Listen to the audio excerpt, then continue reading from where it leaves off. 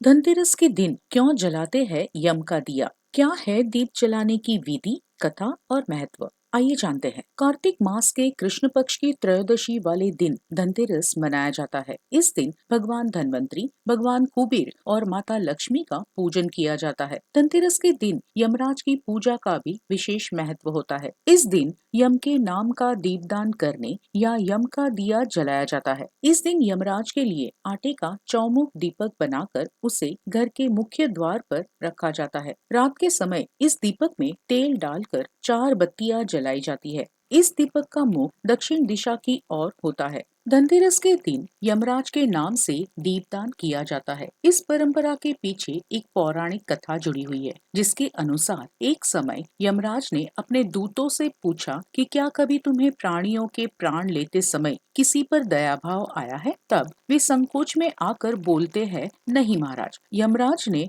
उनसे फिर दोबारा यही सवाल पूछा तो उन्होंने संकोच छोड़कर बताया कि एक बार एक ऐसी घटना घटी थी जिससे हमारा हृदय कांप उठा था। एक बार हेम नामक राजा की पत्नी ने एक पुत्र को जन्म दिया तो ज्योतिषियों ने नक्षत्र गणना करके बताया कि इस बालक का विवाह होगा, उसके 4 दिन बाद ही इसकी मृत्यु हो जाएगी। यह जानकर राजा ने बालक को यमुना तट की गुफा में ब्रह्मचारी के रूप में रखकर बड़ा किया। एक बार जब महाराज हंस की युवा बेटी यमुना तट पर घूम रही थी तो उस ब्रह्मचारी बालक ने मोहित होकर उससे गांधर्व विवाह कर लिया, लेकिन विवाह के चौथे दिन ही वह राजकुमार मर गया। पति की मृत्यु देखकर उसकी पत्नी बिलक बिलक कर रोने लगी और उस नवविवाहित का विलाप देखकर हमारा हृदय कांप उठा। तभी एक यमदूत ने यमराज से पूछा कि क्या अकाल मृत्यु से बचने का कोई उपाय नहीं है? यमराज बोले कि एक उपाय है।